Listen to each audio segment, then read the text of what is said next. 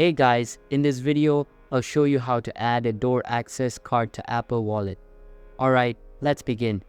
First, open the App Store on your iPhone and search for an application called Pass2. This app is designed for digitizing cards. Click on Install to download it. Once installed, open the app. Inside the app, tap on the orange plus sign. Next, choose the option to apply a pass template. Use the search bar at the top right to look for door access. You will find the appropriate template. Click on it to proceed. If this template matches your door access card, you can customize it by editing the various fields as needed. After making your changes, click on Done. To add the card to your Apple Wallet, tap on Add. Now, if you open your Apple Wallet, you will see your newly added door access card displayed prominently.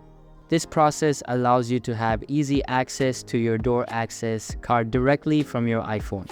So that's basically how you can add a door access card to iPhone. And that's it for this video. If you find this helpful, consider subscribing and giving this a big thumbs up. Thanks.